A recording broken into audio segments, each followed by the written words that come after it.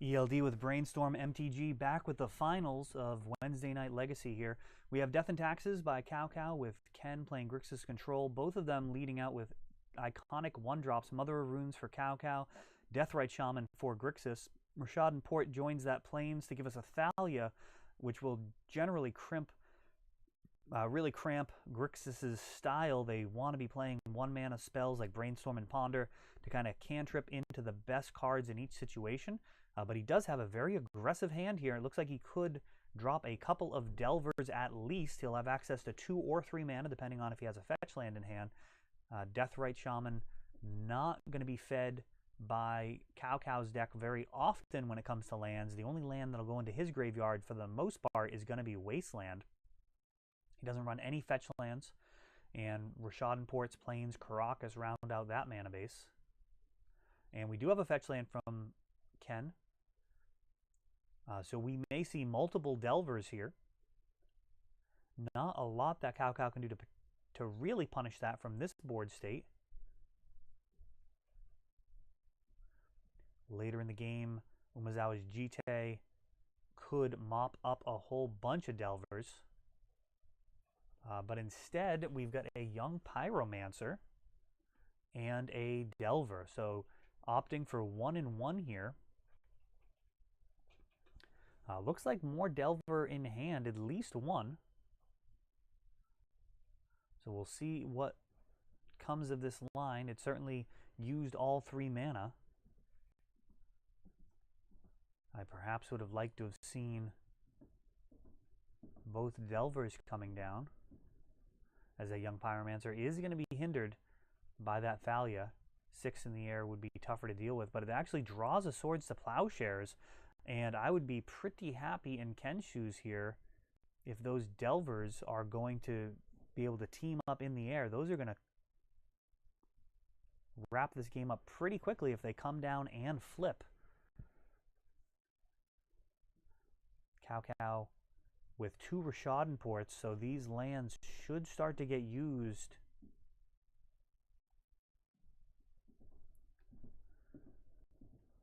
before it is too late, and we have 2 mana.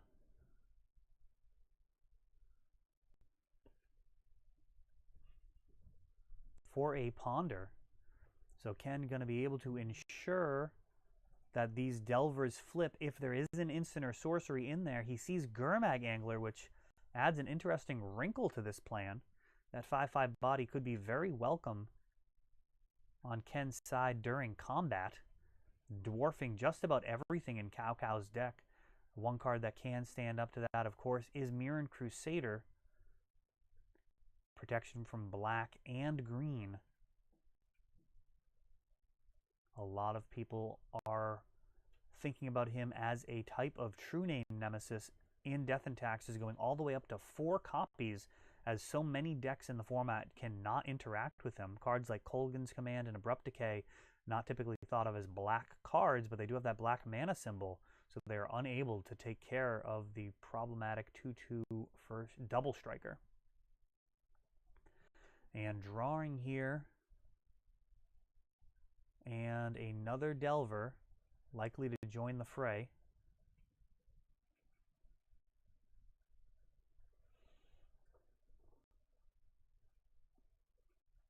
Ken tapping and untapping furiously here. Finally commits to casting the Delver and passes. Does not get in there with Deathrite Shaman. Could have definitely got a point in. I guess not definitely. He may have just blocked with Mother of Runes and prevented, given that Ken would have been tapped out. Not much of a bluff there with Thalia on the board. So keeping it back. Totally fine. Paying 2 for the Aether Vial. And going to have 1 Rashad port active here. For the rest of the game, we may see multiple ports. And there is a Revoker, and that can shut off the Deathrite Shaman. So Ken, right now, looking like he may go from 4 mana all the way down to 1 mana a turn to work off of. With Thalia making all your spells cost 1 more, that is hugely problematic. He may need a very good turn here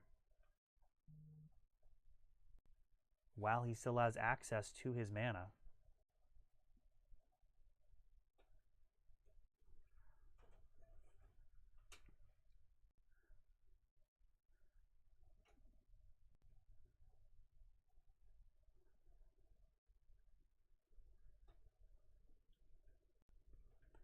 And Gitaxian Probe shows a Serra Avenger that will eventually come down off of that Aether Vial, but another Delver. So triple Delver and a Deathrite Shaman.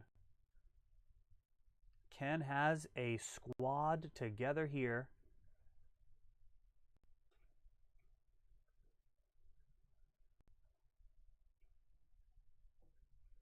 Mother of Runes can become extremely important here.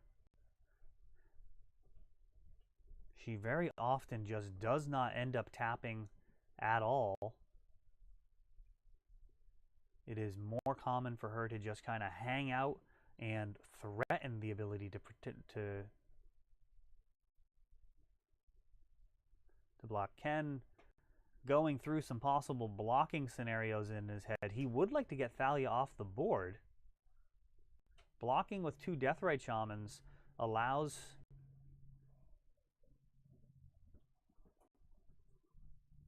for a type of trade, but Mother of Runes can really muddy the waters there.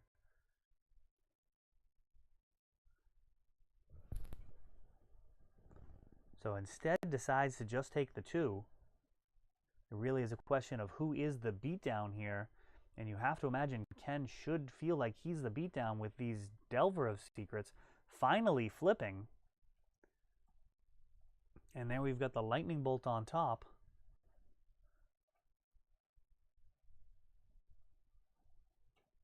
And this is just a turn away from over with all of these Delvers coming in.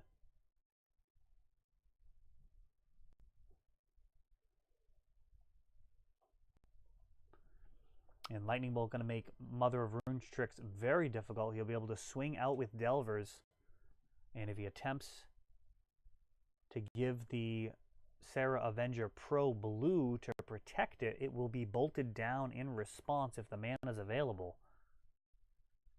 And it is going to be very difficult to deny the mana with all of these Deathrites if Ken finds a fetch land. So a lot of ways this can play out. Very few of them are going to be good for Cow Cow.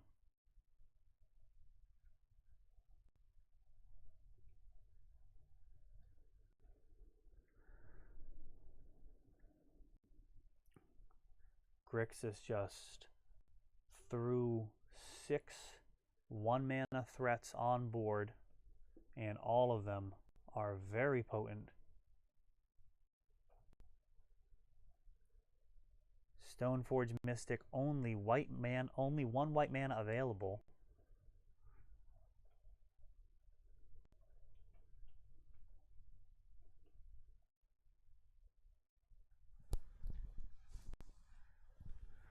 Likely going to have to grab Umezawa's Jite here.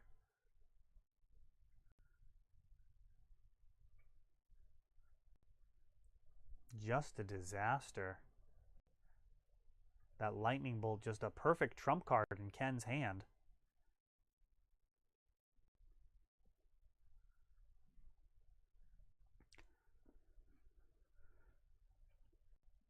Everything just seems like it's going to be too slow.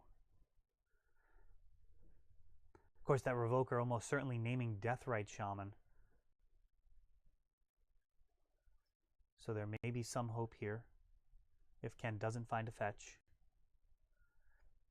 Rishadan Port could possibly stop that Volcanic Island from actually allowing for a Lightning Bolt on Serra Avenger. And he does in fact grab Jite. And this turn going to be very important. We've got a port on the Volcanic. We'll see what Ken draws.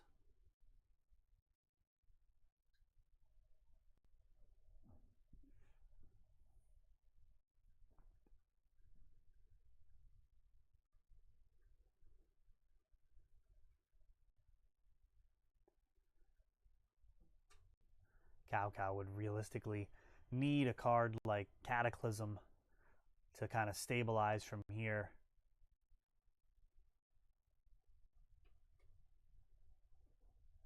One of the criticisms I have of cards like that in Death and Taxes is you really have to slot them in at 5 mana. Almost all of your games you're gonna have Thalia. And she does make those type of bombs cost 1 more.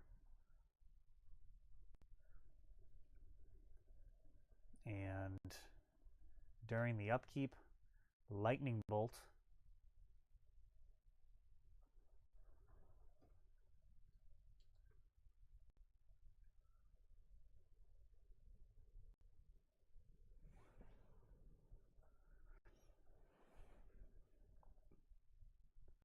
So just firing off that Lightning Bolt now.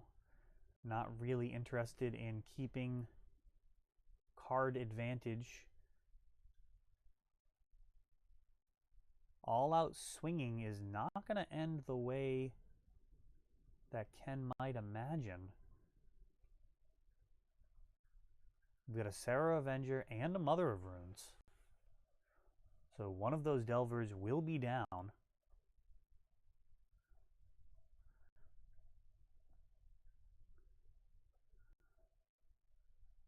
So now Cow is going to be able to block and give it pro blue. Going to 2.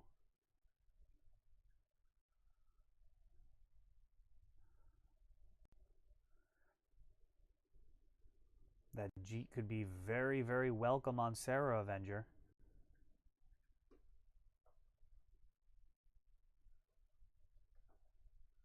Can Cow stabilize it? Only 2 life. Stoneforge Mystic gonna need to put in Umezawa's Jeet. It'll be able to equip.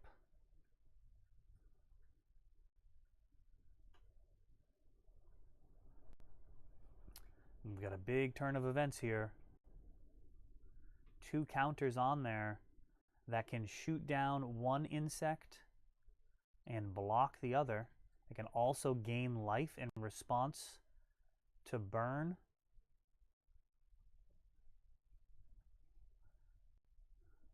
Though I do believe any burn would be lethal here.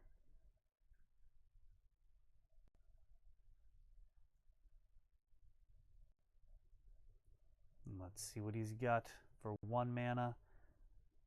Now 2. Looks like Brainstorm, Daze, and Force in hand. A bunch of reactive cards. And there's the Lightning Bolt.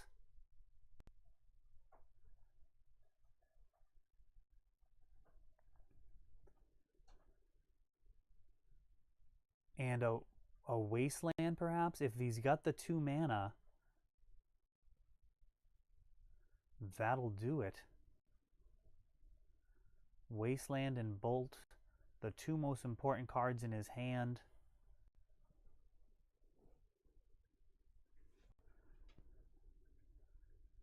Ken will see this line, I'm sure.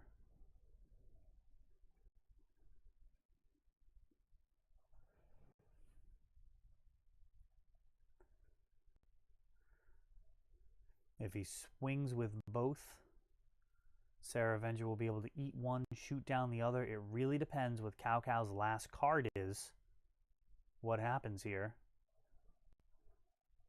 If it's a Flicker Wisp, it's a huge problem. And swinging out with everything.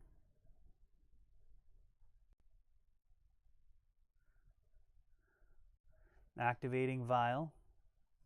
If it's a 3-drop, this is gonna get complicated. Oh, and it is Flicker Wisp. So good. So very good here. Delver of Secrets, welcome back. And this is going to be a bit of an Armageddon on the or one-sided Wrath of God, I should say. This is absolutely a blowout.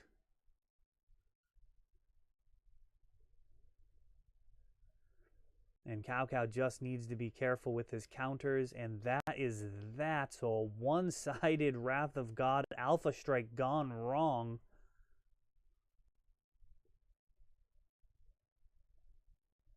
So well played by Cow. Clawed his way back into that one, stabilizing again. Having that Flicker Wisp when he needed it. A thing of beauty. Well, during sideboarding, I'd like to thank Scholars Games for hosting this event. Of course, Kyle, the owner of Scholars, big fan of Vintage and Legacy, really committed to supporting the formats that we love as Eternal players. The Wednesday Night Legacy series every week at 7:30, and monthly events for both Vintage and Legacy as well.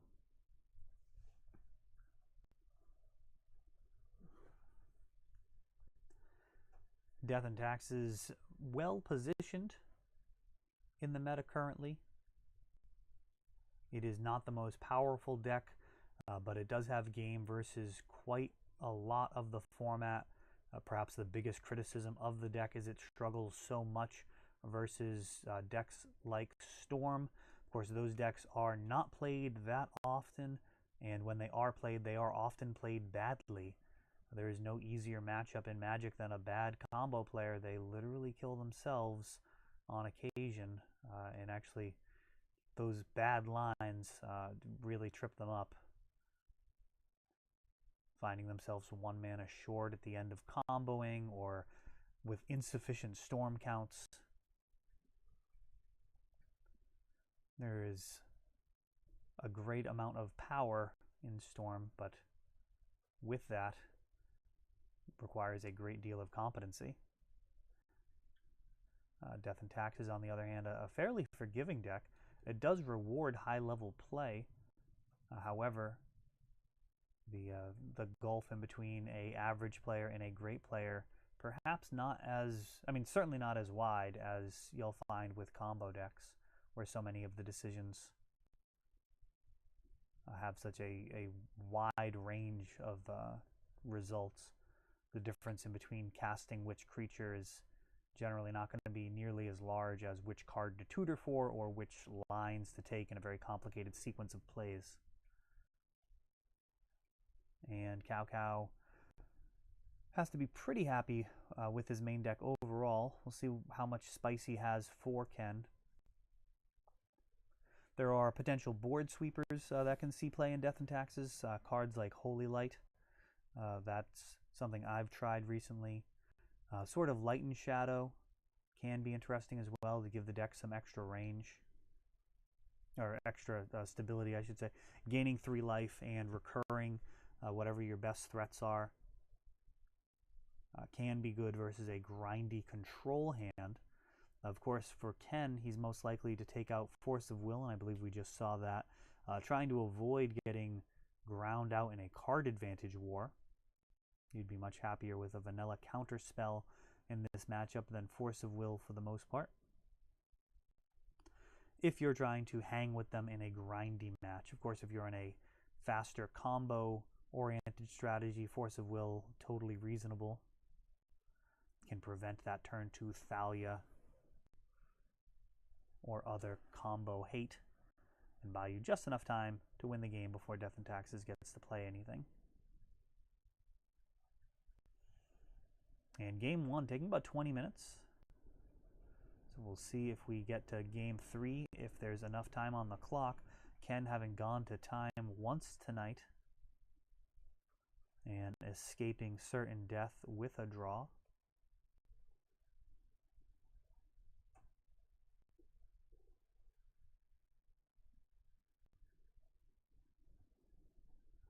And a Pithing Needle, Diabolic Edict, Ponder, not much in the way of lands yet, but we did just see Pithing Needle, so Ken fast mull there.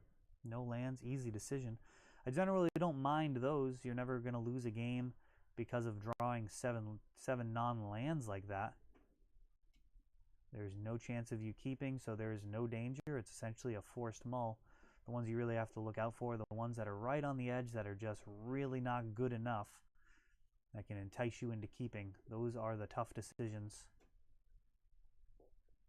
But that was an easy one. Pithing Needle has a bunch of different things you can name in this matchup. Of course, Aether Vial is the big one, but equipment that's been tutored up can be another one, as well as Stoneforge Mystic itself. So if he does draw that card, it'll be interesting to see how he plays it. And it looks like we do have double Delver and Wasteland. So this has got to be a keep here. If you are actually triple Delver,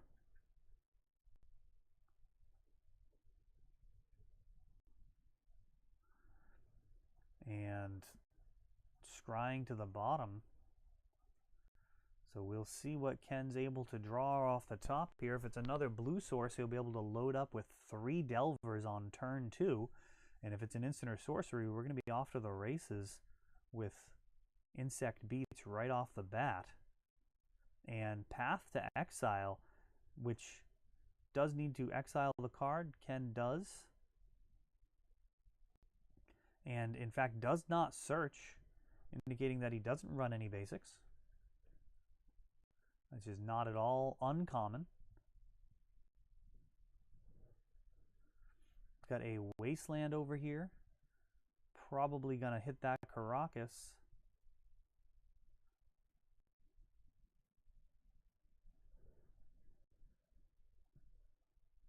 Not played a land yet, and it is Wasteland. Caracas down. Board has been reset. Except Ken has that Delver and a basic, and Rashad and Port on Cow's side. Showing Diabolic Edict. And he's got a fetch land in hand. It's going to give him a little bit of selection here with the Delver. So if the card that he sees flips or does not flip the Delver, he'll still get the option to shuffle it away. So Edict here, and he decides he'd like to keep it, a very solid card in the matchup, and this is immediately skewing entirely in Ken's direction. Cow completely on his heels here. He has a turn, that is it. He had a 2-turn clock up against it, and 1 land in play. Really not much his deck can do from there. Those 2 edicts would certainly slow down any type of defenses that Cow could possibly muster. So that is a very easy game 2 for Ken. Having lost game 1, now he looks to see what he wants to have in on the draw. It looks like he's interested in having Cabal Therapy. Therapy can stop a lot of the most powerful draws for Death and Taxes involving equipment, where you use Stoneforge Mystic to tutor up one of those artifacts. Of course, Cabal Therapy would then be able to strip that out of their hand with perfect information.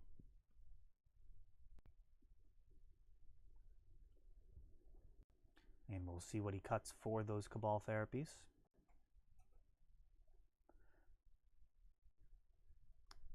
Discard in general, not the best versus Death and Taxes, but when your deck is soft to equipment, it is a reasonable line. And Cabal Therapy, the best of the discard spells versus Death and Taxes, because it can hit creatures as well. Thoughtseize is a little less exciting as you're losing the life, and these matches often come down to a few points of life one way or another, whether or not you're able to continue with your onslaught, or whether or not creatures have to start to stay at home and play defense. Delver pretty unhappy with trying to play that defensive route, would rather be turning its Delvers and True Name sideways.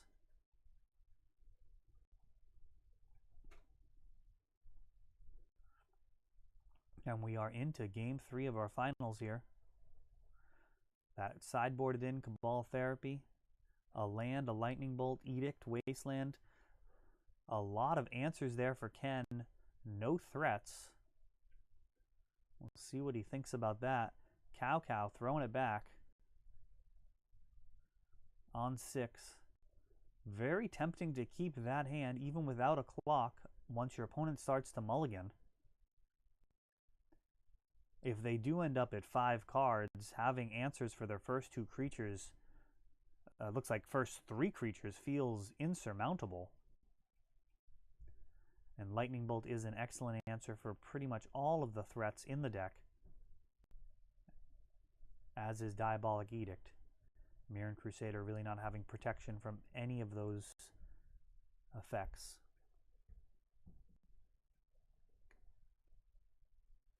And a little choppiness of the video, it looks like.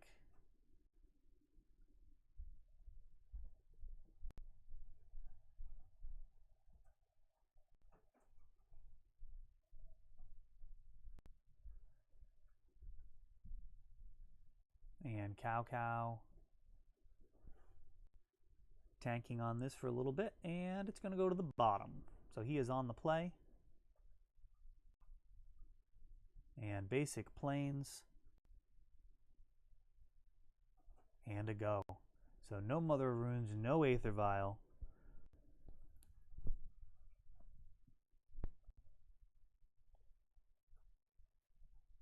Into a Deathrite Shaman. So that Flooded Strand. Going to fetch a non-basic because he doesn't really have any other options. He's going to go with Underground Sea. And Swords of Plowshares gets it out of there. Interesting. We'll see what the other mana sources in his hands are. So he's got the Volcanic and a Wasteland. So all of his removal is online.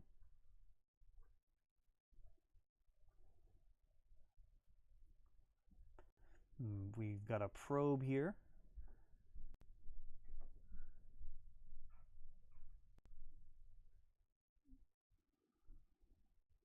Cow showing Flicker Wisp, Sarah Avenger, and I can't actually make out that other card. A Caracas, maybe an Aether Vial. Aether Vial wouldn't make any sense. I don't know what that bottom card was. So Ken drawing the mana he needs here. He's in excellent shape. Still no threat. That Deathrite Shaman sent farming right away. And needs to strongly consider whether or not he wants the Cabal Therapy here. It seems fine. And he does. So Ken hoping to draw into Young Pyromancer here to get full value out of the Cabal Therapy. I would also set a clock and have perfect synergy with all of this removal he has in hand. But he'll really take any threat that he can get at this point.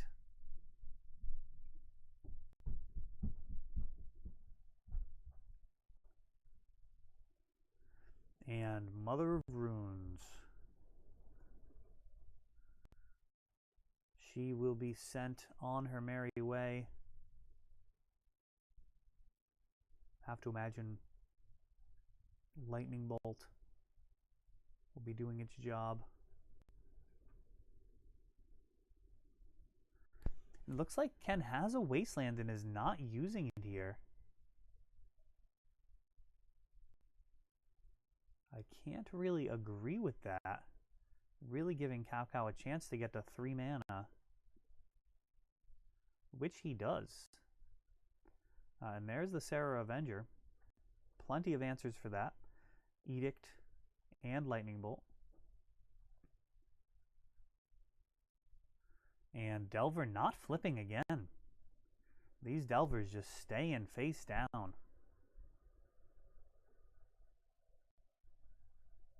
Bolt sends Sarah Avenger right to the graveyard, and the Wizard beats commence.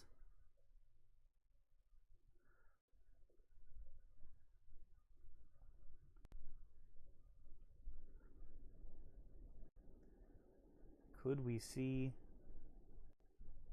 plays the top of the curve that would be punishing? And there's a Stoneforge Mystic. Diabolic Edict, a ready answer to the Stoneforge. And Fire and Ice, the natural go-to for the deck. The Light and Shadow would also be very good here.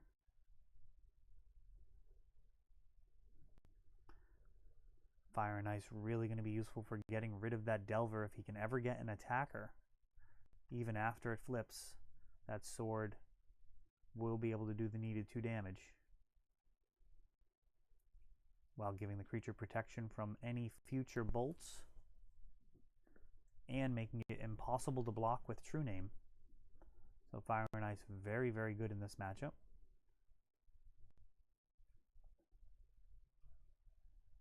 For the most part, it is the default first equipment. There are times where you need to grab Batterskull. And in some of the matchups, Light and Shadow, of course, is also great, particularly in the mirror, or if you're in a matchup where you're going to be recurring Fairy Macabre. But here we go with Brainstorm. That should ensure that this is going to flip. We've got Deathrite Shaman, Forked Bolt. So answer for the Stoneforge Mystic in Forked Bolt.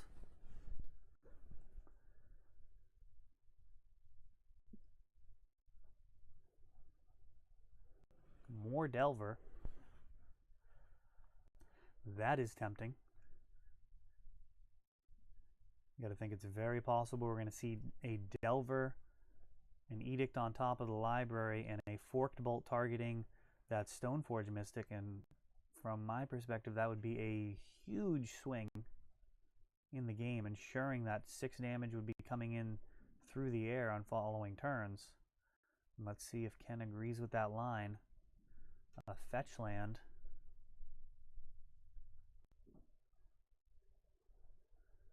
And Forked Bolt.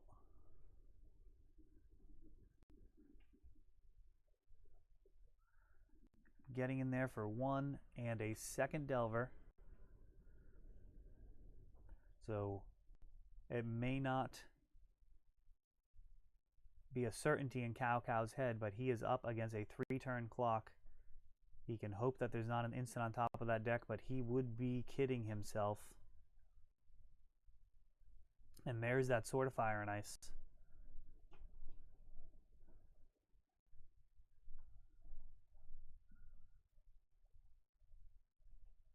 Going to be very difficult to get that equipped in a timely fashion here. Just 2 turns left for Cow against these Delvers. And it looks like perhaps the way he reached for that Caracas. And there's the Sanctum Prelate. He knows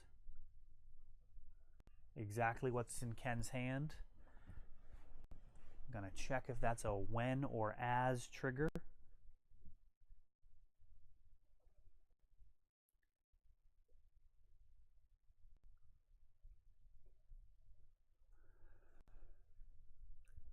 And that is an as, which means Ken is not going to be able to respond with Diabolic Edict. And now we have a game here. So the Edict shut off and the sword equipped.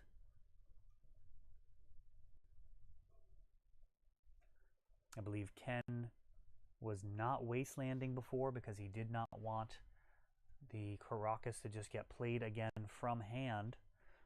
Cow, because of that, able to tap Caracas for mana, play another one, and get to that 5 mana for this 1 turn.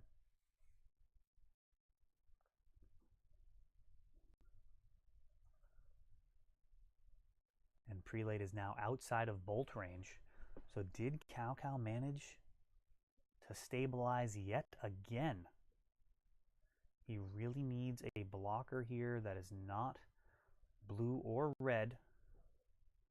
We're talking Gurmag Angler or Deathrite Shaman. Something to buy a little bit of time. That looks like a Marsh Casualties in hand.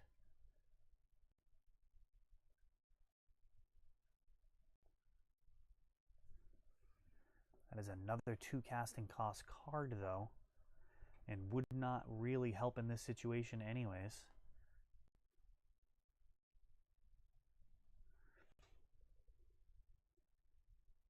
And Lightning Bolt still a live card for Ken. And now he is on the other side of a 2-turn clock. course, the 2 damage. Oh, and Flicker Wisp sends that Delver out of there.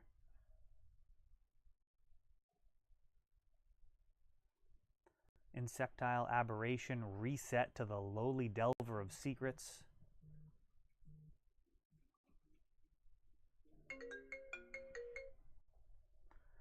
Sorry about that.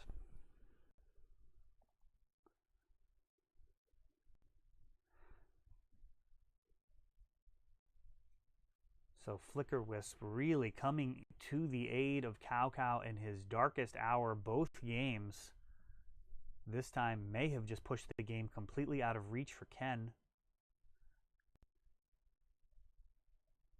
He's got Pithing Needle in hand, Diabolic Edict, Tropical Island.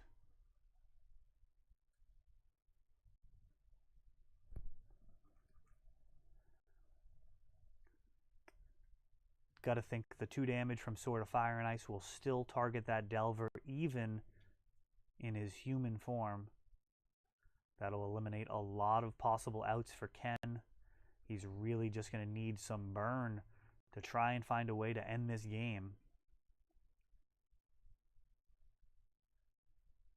And Pithing Needle. Perhaps going to name Sword of Fire and Ice. Cow not going to be confused by that maneuver, knows it's a triggered ability. Of course, if he does manage to get rid of that Sanctum Prelate, it would stop it from being re-equipped.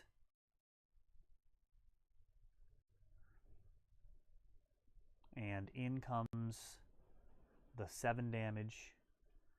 Delver is shot down. Cow drawing cards here, pushing this game further out of reach. And he's got an Aether Vial.